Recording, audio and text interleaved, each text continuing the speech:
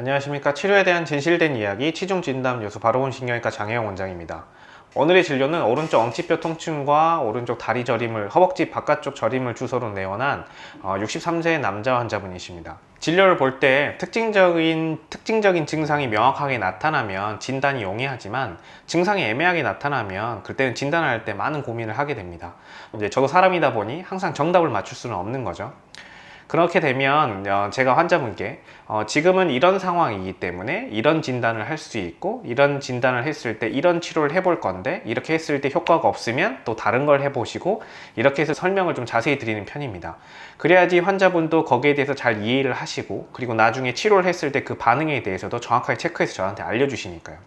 그럼 오늘은 이런 경우에 환자분께 제가 어떻게 설명을 드리는지 한번 보여드리도록 하겠습니다. 그럼 오늘의 진료 시작하겠습니다.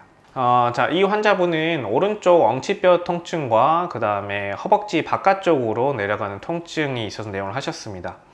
이전에는 오른쪽 허벅지 바깥쪽으로 해서 종아리 바깥쪽 그리고 엄지발가락까지 내려가는 양상으로 저림 증상이 있으셨는데 최근에는 다리 저림은 심하지 않은 상태시고 않고 주로 허리가 주로 많이 아프신 상태입니다. 그래서 근데 현재는 이제 서 있고 이제 걷거나 할 때 주로 불편감이 있다고 얘기를 하시고요. 보름 정도 전에 약물 치료를 하셨는데 증상의 호전이 별로 없는 상태입니다. 그래서 엑스레이를 보면 요추 5번과 천추 1번 사이에 공간이 약간 좁아져 있고 척추에 약간의 퇴행성 변화가 관찰되는 상태이고요. MRI를 이게 2020년도 6월달 MRI인데 MRI 상에서는 이 요추 5번과 천추 1번 사이 디스크가 좁아져 있어서 신경이 약간 눌리고 있고요. 그리고 단면을 봤을 때 요추 5번과 천추 1번 사이에서 이 바깥쪽으로, 오른쪽 바깥쪽으로 디스크가 이렇게 디스크가 튀어나오면서 신경이 지나가는 길이 좁아져 있는 그런 상황입니다. 자, 그러면 일단 엑스레이와 MRI를 놓고 봤을 때는 요추 5번 신경이 이 환자분 같은 경우는 눌리는 게 지금 관찰이 되기 때문에 일단 진단은 요추 5번 신경이 눌리는 거에 대해서 먼저 생각을 해야 됩니다. 근데 문제는 이 환자분이 예전에는 증상이 생겼을 때 오른쪽 다리 바깥쪽으로 내려가는 증상이 주로 있었고, 그래서 그게 메인 증상이었는데, 그러면 그 증상이라고 하면 요추 5번 신경이 눌리는 거와 연관해서 명확하게 증상이 나타나는 거니까 진단을 확실하게 그걸로 할 수 있는 상황이죠. 하지만 지금은 문제는 다리가 저리는 게 지금은 거의 없어지셨다는 얘기입니다. 그거는 다리 저리는 건 별로 없고 환자분이 실제로 느끼는 증상은 오른쪽 엉치뼈 주변으로 해서 통증을 주로 느끼는 게 지금은 가장 크시죠.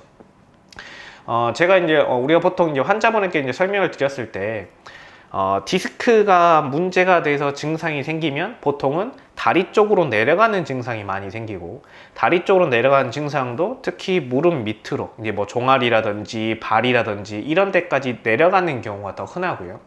우리가 이 디스크 질환하고 이제 감별을 해야 될 게 우리의 척추 후관절 증후군이라고 해서 허리 뒤쪽에 있는 허리 뒤쪽에 있는 관절 부위에 염증이 생겨서 그로 인해서 그 주변에 있는 신경이 자극되는 그런 질환 같은 경우에도 다리 쪽으로 내려갈 수 있는데, 이제 이 디스크 질환과 비교를 했을 때 상대적으로 다리의 증상보다는 허리의 증상이 주 증상으로 나타나는 경우가 많습니다. 그래서 이 두 가지를 감별을 해야 되는데, 이 환자분 같은 경우에는 사실은 어떤 검사적인 소견이라든지 아니면 증상이 생기는 양상, 그러니까 서 있거나 걸을 때 주로 불편감이 느끼시는데 그런 것만 놓고 보면 디스크 질환이라고 생각을 해야 되는데 지금 문제는 다리 쪽으로 내려가는 것보다는 허리 쪽으로 주로 느끼는 통증이 더 크기 때문에 또 그런 부분만 놓고 보면 또 척추 후관절 증후군을 의심을 해야 되는 상황인 거죠. 그래서 이제 환자분들을 보다 보면 이런 식으로 증상이 딱 맞아 떨어지는 경우는 사실은 흔하지는 않습니다. 대부분은 뭔가 이것도 조금 있고 저것도 조금 있고 해서 막 섞여 있는 경우가 정말 많죠. 그랬을 때 그 중에서 가장 가능성이 큰 부분들을 캐치해서 이제 그쪽을 치료를 먼저 해서 그 경과를 보고 그 이후에 이제 치료 순서나 이런 부분의 진단하는 과정들을 생각을 하는 게 중요합니다. 그래서 지금 이 아버님께는 제가 이제 뭐라고 설명을 드렸냐면, 일단 아까도 말씀드렸지만 그 척추 후관절 증후군과 그 다음에 디스크 질환에 대한 일단 그 두 가지 가능성을 설명을 드렸고, 근데 지금 MRI 상에서는 지금 저렇게 보이지만 환자분이 다리 저림 증상이 사실 거의 없으시기 때문에 우리가 디스크가 나빠지게 되면 디스크뿐만 아니라 그 주변에 있는 후관절까지 다 나빠지니까 이제 후관절 쪽에 문제로 인해서 증상이 생기는 거라고 일단은 먼저 의심을 해서 일단 후관절에 대한 치료를 해 놓은 상태입니다.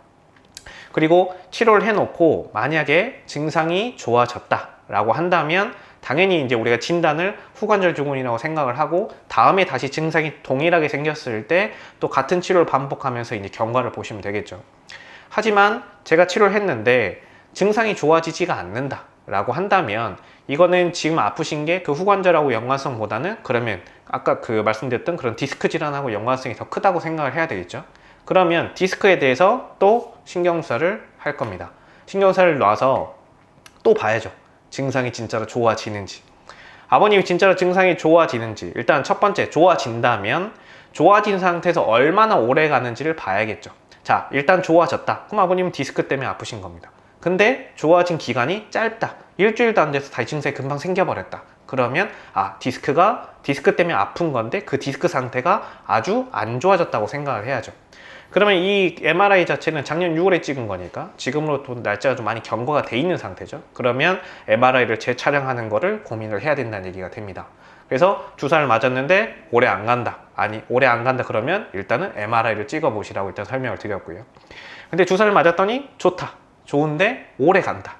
그러면 일단 디스크는 맞는데 상태 자체가 아직은 심하진 않다는 얘기니까 그러면 주사 치료하면서 통증을 일단 기본적으로 조절하고 이제 척추의 안정성과 관련된 그런 운동들을 하시면서 경과를 보시면 되겠죠. 그리고 만약에 주사를 맞았는데 이것도 좋아지지가 않는다. 그러면 이런 경우에는 디스크 상태가 너무 안 좋아져서 효과가 없었거나 아니면 또 이것마저도 진단이 아닐 수가 있는 거죠. 그러면 이것도 마찬가지로 결국은 MRI를 찍어서 상태를 일단 확인을 하고 MRI 결과를 보고 나서 그 이후에 추후의 방향성을 다시 결정을 해야 된다는 얘기가 됩니다. 그래서 MRI를 찍었더니 디스크가 너무 나빠져 있다. 그러면 당연히 시술이나 수술 쪽으로 넘어가야 되는 거죠. 그래서 이런 식으로 저는 이제 환자분한테 이제 쭉 설명을 드립니다. 그래서 이게 치료와 진단의 과정이 어떤 식으로 이루어지는지 우리가 생각에 꼬리에 꼬리를 물고 가는 것처럼 이렇게 해보고 이렇게 안 되면 이렇게 하고 이렇게 안 되면 또 이렇게 하고 이렇게 되면 또 이렇게 하고 이런 식으로 이제 설명을 드려야지 환자분이 이해를 잘 하시거든요. 그렇게 해서 이제 환자분한테 그러면은 제가 이렇게 설명 쭉 드리고 환자분한테 딱 한 가지 부탁을 드리죠. 이 주사를 맞고 아버님이 느끼시기에 어떤 부분이 좋아지고 어떤 부분이 어느 정도로 어떻게 좋아지는지에 대해서 잘 생각을 해보시고 와서 저한테 얘기를 해주시면 도움이 많이 될 것 같습니다 라고 말씀을 드립니다. 증상이라는 것이 제가 주사를 놔드렸는데 허리가 아프고 다리가 저린 사람이 있는데 허리든 좋아지는데 다리 저리는 건 그냥 있을 수도 있고요. 다리가 저리는 건 좀 좋아졌는데 허리 아픈 게 그냥 있을 수도 있습니다. 그래서 그런 증상의 양상이 변하는 게 아주 중요하기 때문에 그런 부분을 특히 강조를 많이 하죠. 그리고 또 이제 치료를 하는 과정에서 이런 신경주사나 이런 것들은 그러니까 어떤 분들은 이렇게 얘기를 하세요. 이렇게 좀 애매하면 그러면 처음부터 그냥 MRI를 찍으면 되지 않느냐, MRI를 찍어서 그냥 보고 하면 되지 않느냐라고 보통 말씀을 하시는 분들도 가끔씩 있는데 솔직히 MRI라는 기계 그거를 하나 시행을 하기 위해서는 일단 비용적인 문제, 우리가 허리 같은 경우는 찍으면 거의 한 5, 60만 원 정도가 나오죠. 이제 물론 근데 실비를 하면 뭐 비용 얼마 되지 않지 않느냐라고 말씀하시는 분도 있는데 문제는 실비 처리를 하려면 보통 입원을 해서 촬영을 해야 됩니다.